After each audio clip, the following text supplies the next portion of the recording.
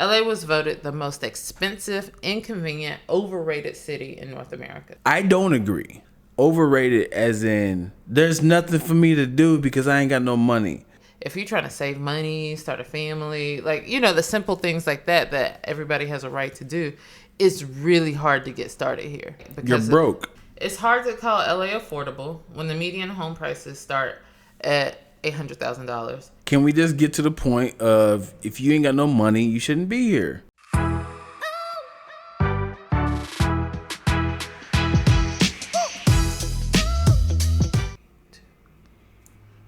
What's up, and welcome to another episode of Random Ass Convos with Twilla and Dion. Yay! We're back, and we're better than ever. I haven't had no coffee in my body, so Listen, I don't know what's about to happen. Me neither. So this is what you get. Mm-hmm. This is what you get. Mm-hmm. I mean, Dion, how you doing? I'm good, man. How's your week, man? Oh, I'm fantastic. You know what I'm saying? I'm living my life like Thursdays and Fridays, you know? What does that mean? You know, you get excited like something's about to come up. Oh, the weekend. Yeah. You getting excited. Yeah. Got you. Yeah. Love it. Love it. Yeah. Yeah, man.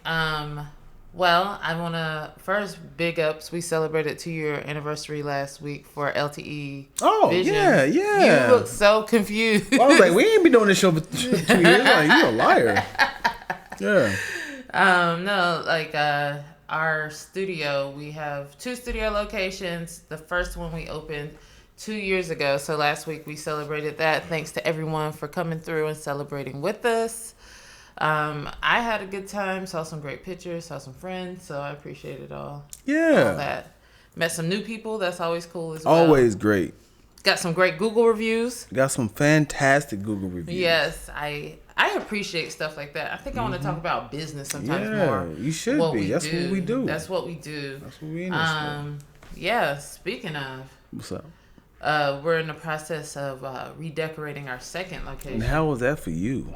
Listen, I'm number one grateful that our interior decorator flew in from North Carolina, aka my mama, flew in for the week to help out with this. And I knew it was a big project, but just seeing even with the 2 of us and it's still a big project, I'm like, whew. Mm-hmm. There's a lot of y'all traveling.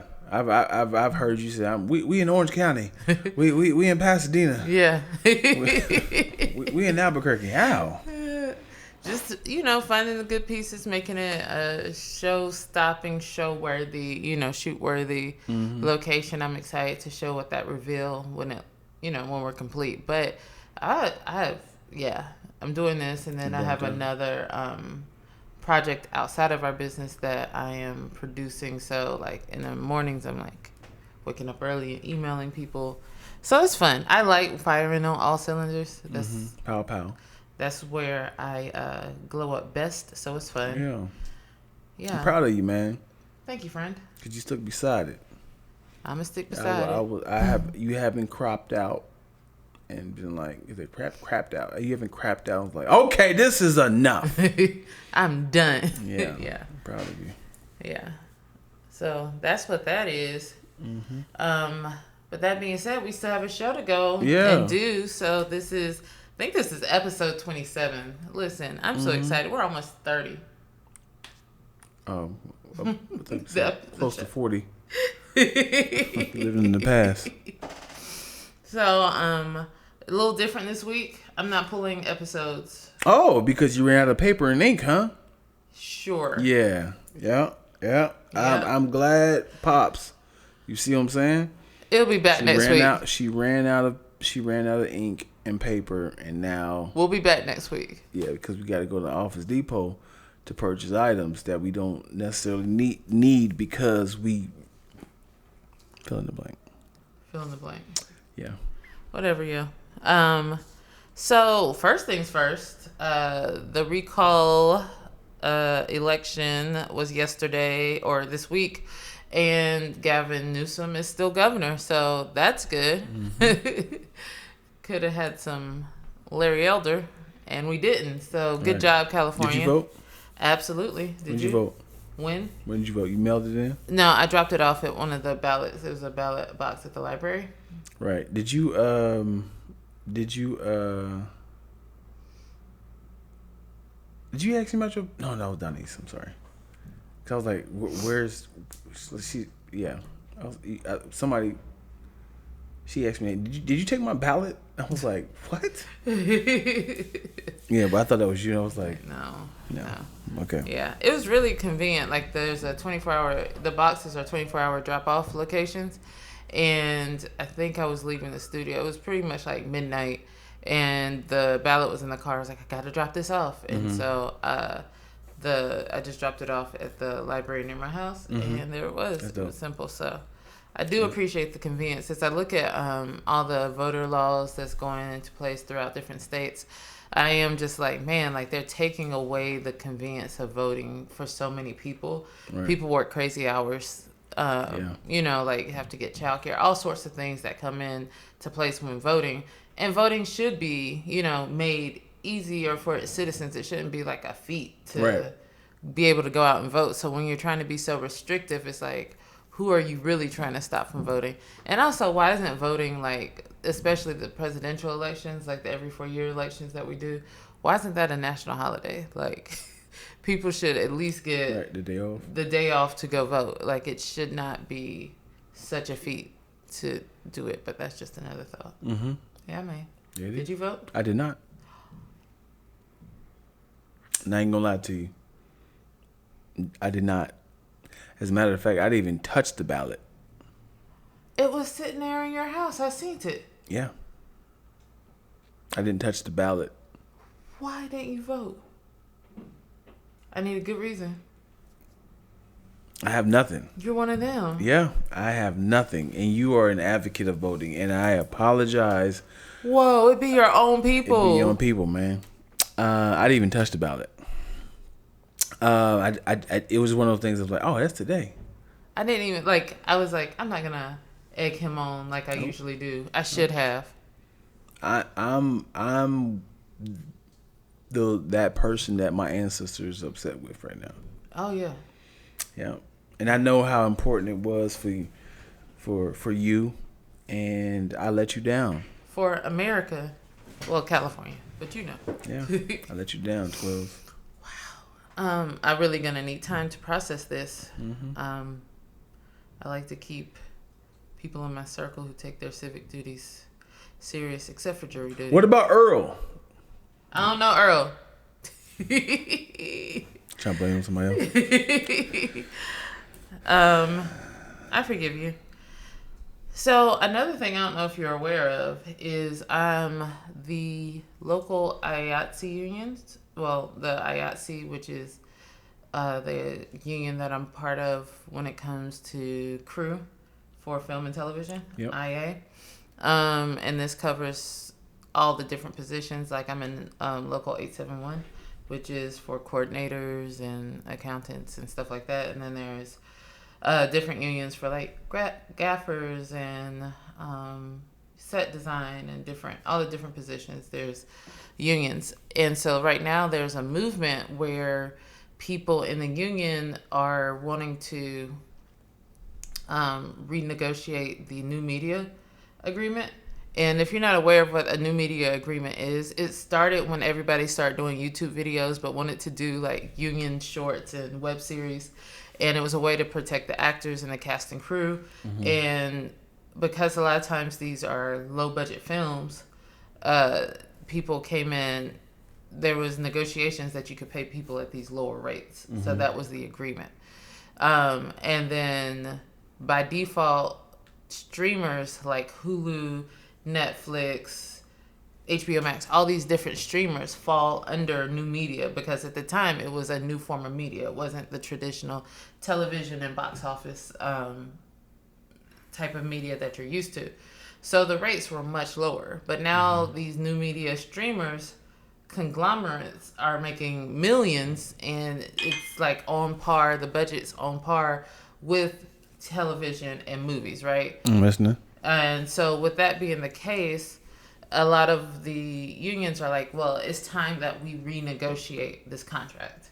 because this contract doesn't fairly allow us to make living wages here in LA, and a lot of times we work under like excruciating terms. Like there's turnarounds and there's long hours.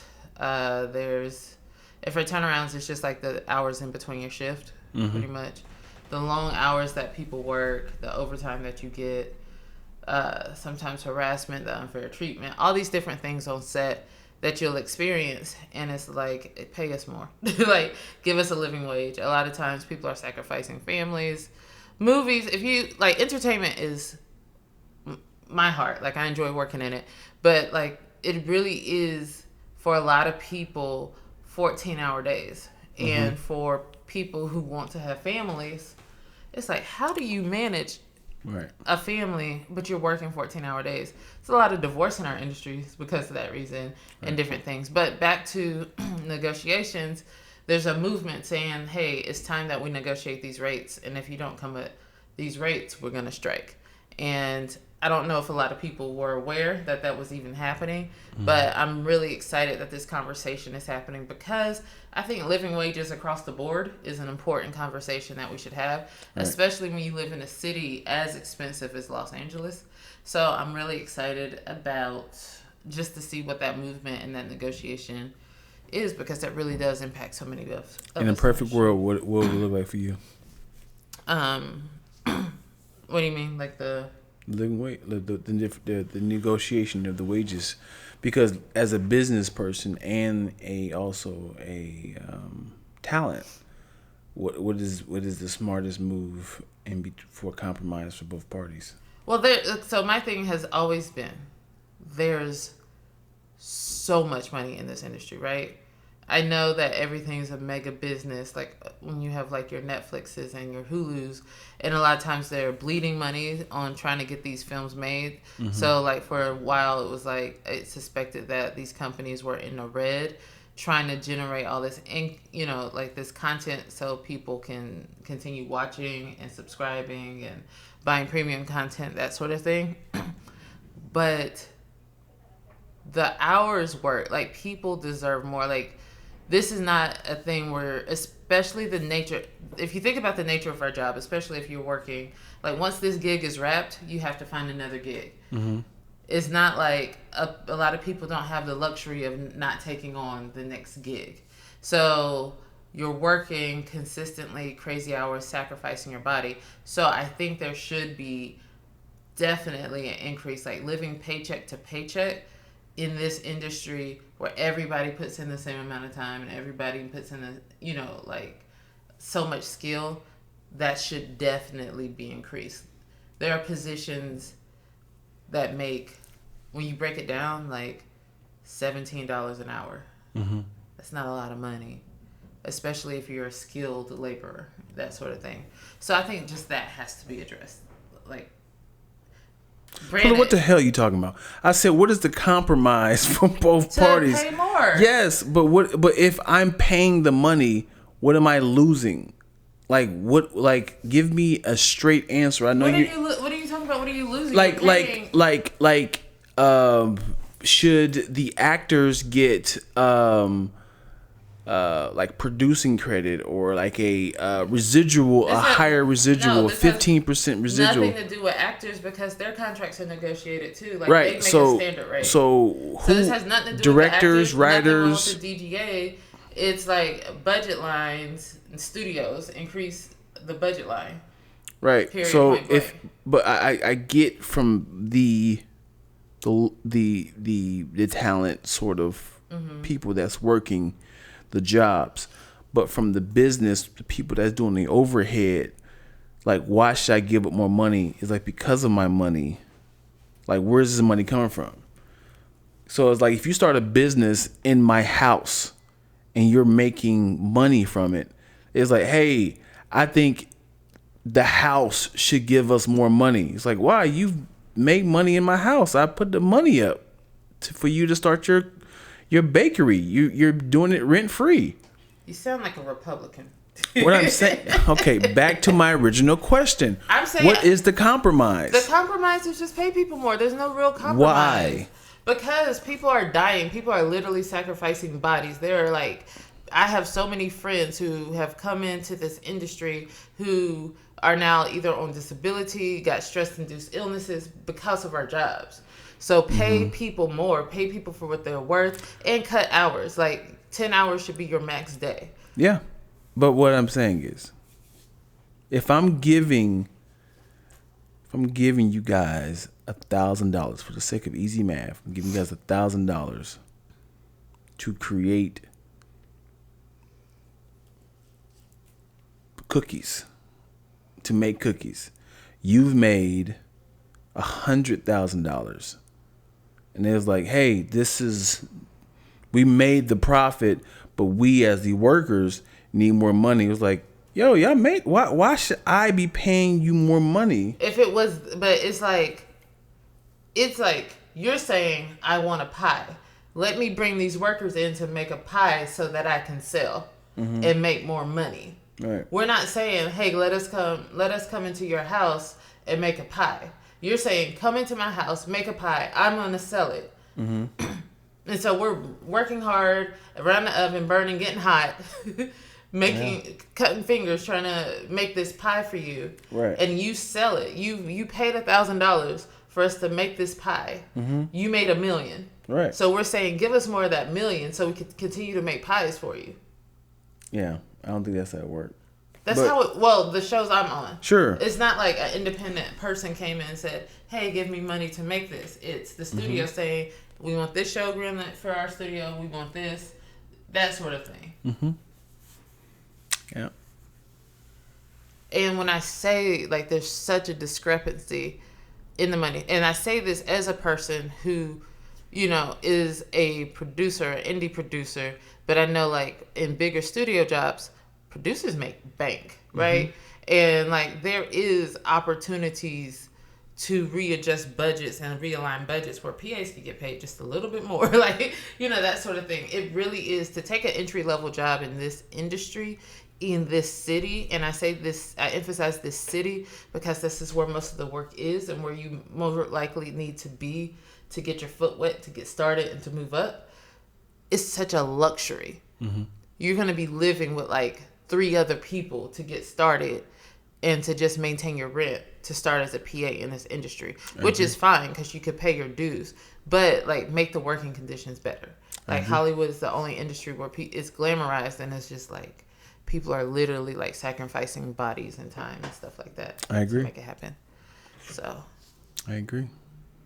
Shout out to my brothers and sisters in the union. Speaking of Hollywood, did you like they have the new Fresh Prince? Yes, but also going back to my brothers and sisters, do we say that still when it comes to the LGBTQ plus community now? Are they included in that if they don't have any binary? Hey, to all my brothers and sisters out there with the struggle, I like to say I'm there for you. I'm an ally. Or they like, I'm not any of those. To all mi gentes, my people. My gentes? That's all I got. My gentes, my people. Non-binary means I don't consider myself a male or a female. Right. Yeah. You see how I dropped that? It just was like people. My peoples. My people. In the struggle. I got it. Yeah, Fresh Prince. So Fresh Prince reboot. So they have their full cast. And we saw that. Did you see that? Are you brushing your beard? All that sound is Nope. in the people's ear. Sorry, It's ADD. Go ahead. in my ears. I was really excited. So we have like the full cast, like Adrian Holmes. You don't know any of these people. So That's what I was getting down to, though. The young girl playing Ashley, Akira Akbar, was in Captain Marvel. The young girl in Captain Marvel. The young black girl in Captain Marvel. Okay, you just keep saying it. Okay, So, also was in Family Reunion. okay. As a guest cast member. So I was really excited for that. But I was also going to mention, I don't know if you recognize her face. The guy playing Will. Did you see the video for when he found out he was cast as that part? I just thought it was beautiful. I shed a tear with that. But I just wanted to say shout out to Akira for Ashley Banks. That's an iconic role. When they say dark, like I seen the trailer, but what do you think It's gonna be a drama. Just a drama. It's gonna be a drama. It's not gonna be. I'm sure it's gonna be comedic parts, but it's going to be a journey of a troubled teen who has to be transferred to Beverly Hills to make it. I would think it would be along the lines of, what show would I say? That's kind of a drama. All American? Sure. Yeah. Or a little darker. I mean, I think that's dark. It's still dark. People getting shot in there. You right. Yeah, it's gonna be like All America. Yeah. I find it funny that looks like Jeffrey and Will are the same age. Yeah. Yeah. Yeah, I noticed that. Like, yo, Master Will. Does he have an accent? I don't know. Are they gonna keep that? Man, the way he looks like he's going to be from Philadelphia. It's gonna be on Peacock, and so now I'm like, do I have to subscribe to Peacock too? Yes. You gotta support this brother, man. He came from the bottom. This is facts. He came from the bottom. He's one of us. Man. I thought we got Peacock. We have Peacock, but the free, like we downloaded the free version. Okay. So, all these subscription apps. You know what? What's up with Paramount? Is that popping? Is it doing good? Paramount? I don't hear Paramount anything. Plus? Paramount Plus. I haven't heard anything about it. Like, I haven't heard of any. I don't know if there's any original shows that you just want to go back and see on there. All right. No one has said, yo, you got to go see the Night Stain on Paramount. Yeah. But there's like this knowledge in the industry that not all of these streaming companies will survive. And they might be bought. That they'll be bought or like just fade out. Kind of like Crackle. You remember how Sony had Crackle back in the day? And it was like, they had some decent shows on it. It just felt like a hassle to get to or whatever. Right. So I was never watching it. But it's like a known thing in the industry that there's no way that all of these streaming platforms will last. So we're just trying to see who can put out the best content now. And what's great is they can still sell it though. Yeah. Like, cause sorry. This is why I got on coffee. Okay. So by any chance, you know, one of the juggernauts, I would say Hulu goes up under. Netflix will buy it. Right. And all those shows just get transferred over. Right. I think like when I think about who, like all the ones that's out there, the strong ones, there's some strong ones, and Peacock is really trying to build itself. Because Netflix, you're watching Netflix, you're watching Hulu. Right. You're definitely watching HBO Max. Like, I got HBO Max for Insecure and just hadn't canceled it. Because they keep coming out with dope stuff that you want to watch. Well, I think HBO Max is doing the dope thing by creating the movies that are in theaters and also like the Suicide Squads and the Godzilla and the Mortal Kombat. It's fun. Like, oh, this was supposed to be in theaters, but I can watch it at home. It's always kind of like a little treat. Yeah. And then Disney Plus. Every time I go to cancel Disney Plus, they drop a new Marvel show. Yeah. I'm like, well, I got to keep it now. Yeah. And then I recently got onto Apple TV and because of the morning show. Actually, I got onto Apple TV because I got a new Apple and it came free for the year. Okay. So I haven't had to pay for it yet, so that's why I have it. Mm-hmm. But I do enjoy the morning show. I enjoy Ted Lasso. There was Schmigadoon on there. What is it called? Schmigadoon. That's a real thing? Yeah, it's like a parody of the musical Bridgerton. And it was Cicely, what's her name? From Tyson? No, from SNL. And Michael... B. Jordan? Peel? Okay. Schmigadoon. Michael, not Peel. Keegan Michael Peel. No, Keegan. There's Jordan Peele and Michael Keegan. Michael Keegan. Sheesh, I killed that name. Mm-hmm. Hilarious. Like if you like parodies and musicals, is a Keegan Michael Peele. Yeah. No. Jordan. Hold on. Keegan Peele. Keegan Michael Keegan. Hold on. Key and Peele. So his last thing ends with Key. Keegan Michael Key, right? Keegan Michael Key. This is so disrespectful. I'm gonna look this man's name up. Keegan Michael Key. Hilarious, and it was really good. All-star cast. The story about, you know how like a lot of musicals romanticize love and what true love is. It's like, and what your true love's kiss, and then like you find your little true love, and it's like pretty much saying love is a little bit more complicated than that. Mm-hmm. So I really enjoyed that, and let me look up Michael. I guarantee it's Keegan Michael Key.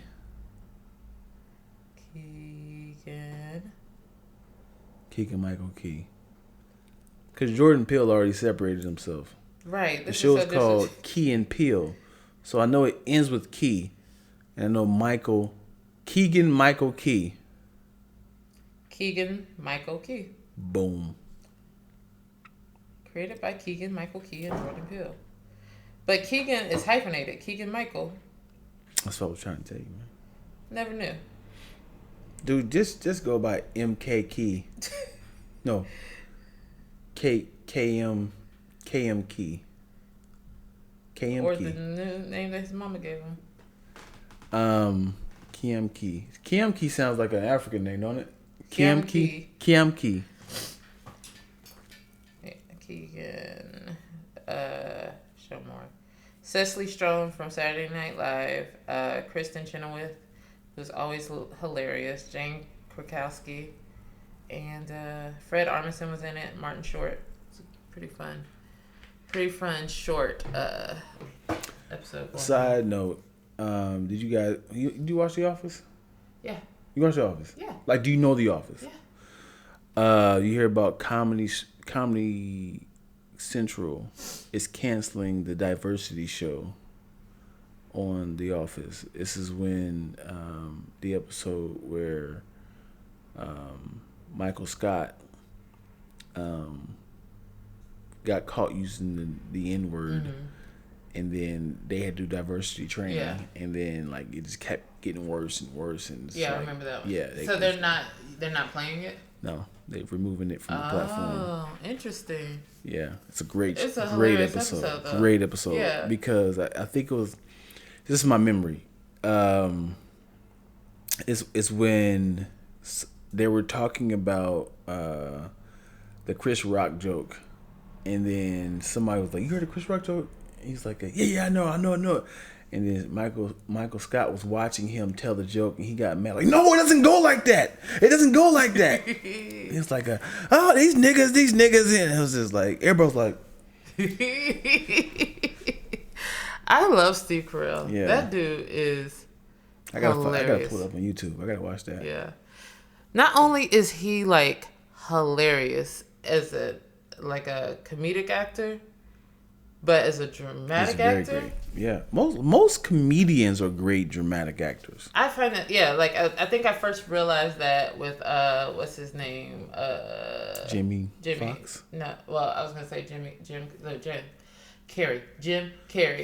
Because I saw the Truman Show earlier, and I was like, when I first saw the Truman Show back in the day, I was like, huh, you got a little stretch on him. This bones. This silly man. Yeah. And then, of course, Jamie Foxx is a great actor. But I say that, I always say, I think because comedians have to be so observant in life. Like, you guys really look and watch everything. And I think that allows you to feel more deeply. And also, I think there's this thing of doing comedy. There's certain levels of restrictions that's removed and guards that's down. Or at least it seems that way, that you can, especially if you do like physical comedy, it's like you're able to be silly fully. So that means you're open to be more vulnerable in taking those dramatic roles. Right. But like him, Morning Show is one of the reasons, like one of the other shows that just. Is it getting any awards? Yeah, it's a bunch of Emmy talks. Lovely. Show. Yeah. Lovely. Is it? You watched the whole season? I'll watch it again if you want to. Is it room for a sequel? Season 2? Season 2 dropped September 17th. Oh, they moving. Yeah. I mean, it's been out for more than a year. Like, I think it was a year in between. That's what's up, So man. I was just late to watching it. That's what's up, man. I love that story. Yeah. Love that stuff. Knowing that Jennifer Aniston and Reese Witherspoon, they all come from like comedic backgrounds. Yeah. And seeing them flex their muscles and drama, even though they've all done it. Yeah. I just love seeing transitions with actors and stuff. And you forget that. Did Steve Carell do like stand up? I've never. That's a great question, but I know he got his first break from The Office at like 43. Yeah. So I don't know his life before The Office. Yeah. It's just cute. I know a lot of writers and people like try to do the stand up thing. And Steve Carell's just funny, so I don't know if it was just straight improv or he did stand up as well. I like him trying to fit in. I like that Steve Carell. I don't like the character when he plays in like Anchorman, but when he's like trying to like I got this, like Yeah. like I do this all the time. Like, man, oh man. yeah, I like that guy. You know who's trying to flex their drama muscle too? Who's that? Kevin Hart. Did you see Fatherhood? It's still funny, man. But yeah, it's funny, but like he pulled at your heartstrings with that one. Right, and there was another one before that. I can't Untouchables. Yeah. Yeah, I mean it's almost incapable to not be funny because you're going to react. Because he's such a huge name too. Right. Like, but if it was something like I'm trying to think of somebody who turns off comedy entirely when they do drama, no matter what the movie is, and I would say John C. Reilly.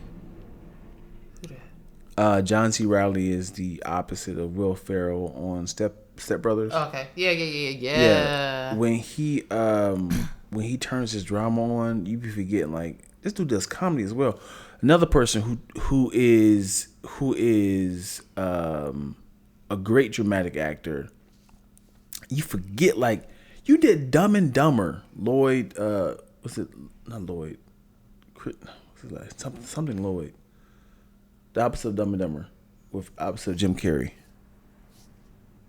I don't remember Dumb and Dumber like that. Something Lloyd, not Christopher Lloyd. But yeah, you be forgetting like this dude is funny. Jeff Daniels, I was way off. I was way off. It's like Jeff Daniels. Jim Carrey's character is Lloyd Christmas. Lloyd Christmas. I was like, I don't know a Lloyd. Yeah, Jeff Daniels, man. He is funny, but he can act his butt off, man. When he's doing drama roles. Yeah, I'm looking at his movies and TV show. Like he was in Newsroom, Godless. You seen The Martian? Yeah, I remember all these. Yeah, man. Not a inch of comedy in there. Right. Yeah. Yeah. Yeah. That's. I think that's a key. Well, a show of a good. Jason Bateman. Jason freaking Bateman. Absolutely. That's my guy. Yeah. That's my guy. He's dope. Yeah. Absolutely. I said it like I was attracted to him.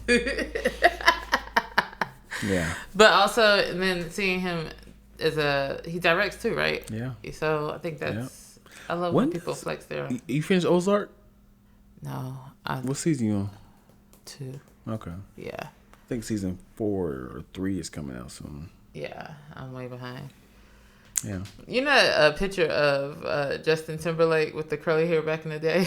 And people say it looks like homegirl. Yeah. That's so funny to me. That's funny. Yeah. Because it's so accurate. Right, your face and everything. Yeah. Oh my gosh. Mm-hmm. You know what else? We're talking about all this industry stuff and the people we appreciate. I saw a recent Time Out article, and it was saying that LA was voted the most overrated city in North America. Overrated. Overrated. Like, and I can't not like. You can't. You agree or don't agree? Well, like think about when you watch, when you see, like if you're not from LA, you think of palm trees, you think of the Hollywood sign, you think of the Walk of Fame, you just think about this beautiful city. You get to LA, and sure that's there, but then you realize that's all like smoke screens. It's a highlight. Yeah. So, who says that? They questioned residents in the city. So say it again. LA was voted hold on. This was the right one. LA was voted the most expensive, inconvenient, overrated city in North America. Okay. Do you agree, yes or no? Yes, you agree. So I don't agree. Mm-hmm. But what do you say is a close second overrated city? An overrated city. Because I think the city is considered overrated if you ain't got no money. Absolutely. So this is what they were saying. It's hard to call LA affordable when the median home prices start at $800,000 and a gallon of gas is hovering above $4.40. And then it's like these high costs don't necessarily come with perfectly paved, travel-free toll roads, clean-shaved sidewalks, and on-time efficient transit networks. It's not that you're getting the bang for your buck. Now, do I enjoy going to the beach and enjoying beach weather or going to like the other close attractions? And do I enjoy having things to do all the time? Like, you don't have to ever do the same things. Like, you know, you could go to different restaurants, experience different concerts. You can go to the mountains. You can go to the desert. You can go to the beach. You can go to Mexico. There's so many things around. Right. And then there's a whole industry that's centralized here. But then there's also like, if you're trying to save money, start a family, like, you know, the simple things like that everybody has a right to do, it's really hard to get started here. And sometimes you feel like because you're broke. Can we just get to the point of if you ain't got no money, you shouldn't be here? That's it. But you shouldn't be here, but it's also like people are coming here for a dream to work. Overrated as in there's nothing for me to do because I ain't got no money. It's like you going to Vegas with no money. You know what's gonna be overrated? Vegas, because you have nothing to do but just walk around. But then moving is also not cheap. Like you're assuming. Again, you have no money. So moving is not cheap. if money wasn't an issue in any of these cities, LA would be. Well, no, that's not true because one of the cities that was voted the 37 best cities, number one was San Francisco, and San Francisco is expensive. Again, if you have the money, it is a fun city. Why can't you get that in your skull, But I'm telling you, one of the most expensive cities is San Francisco, and is also voted the best city in America. So they're saying LA is overrated. It doesn't deliver for what the expense is. Right. So it is two people that's voting these city rankings. So they saying San Francisco is the funnest city to live in. Yes, which I agree. It is fun, but it's also very expensive. So it's all about, it all comes down to money. I feel like New York and LA is the mother and father of of United States, and people always like New York was also voted one of the best cities. Okay, you're contradicting my point. Okay, I don't. Can you make it clearer? Because I'm saying you keep saying it's about money, and I'm saying. Are you saying because the people who were surveyed might not have money? Well, sure, and it's two different surveys. Because is this the same person that's saying it's the same one? Worse and fun. It's the same. Yeah. We went to a different website. No, this is all the same website. All the same. Like this one was like, well, what was the best cities if this was the worst city? Mm-hmm. So I think New York is the mother. LA is the deadbeat dad. And the person was like, you were never there for me. Mama was the one who raised me. I'm sure they from New York. I'm sure this person who created this is from New York. And it said North America. It wasn't even like, what you call it? Like in the U.S. It's like, let's expand to Mexico and Canada. If I Google it, I guarantee it'd be different. Cause you can just kind of. Well, it was that one publication. That's So. Yeah. Because I 100% believe that LA is the capital of the world. Anything that happens here, it can be influenced across the world. New York's the same way. Anything that happens in New York can be. When I say capital, you can't say this the second capital. I mean, well, you call it the mother and the father, so I was helping you out. Sure. But at the same time, it's like you can't say what's the capital of North Carolina. You gonna say what? Raleigh and Charlotte. Oh, you knew Charlotte was in North Carolina. Look at what you. I'm saying is you can't have two capitals. Let me have this, yo. Okay. Yes, and. Yes, and I'll let you have it. All right, y'all. We have reached the limit of this podcast. We've reached the limit of Dion's tolerance. No, you're right. I want to make sure there was something else I wanted to say, but I don't remember what it was. Go for it. Making sure I have all my ducks in a row here. Oh, the last thing I was going to talk about before you hang up. Do you remember? Do you remember the movie Bring It On? Yes, ma'am. And so Gabrielle Union's character in that, Gabrielle Union recently said that she regrets her approach, or not regrets, but she said her approach to her character was a mistake. She said, I chose respectability over allowing her character to feel what she was allowed to feel when somebody was like appropriating and stealing their routines, that sort of thing. But she said she felt pressure to present this as to present her character as a black girl who was nice enough to. And I remember that character. I remember Gabrielle's character. Like, I didn't really feel like she was a pushover. She was. No, I didn't see it either. Right. Because I remember. I remember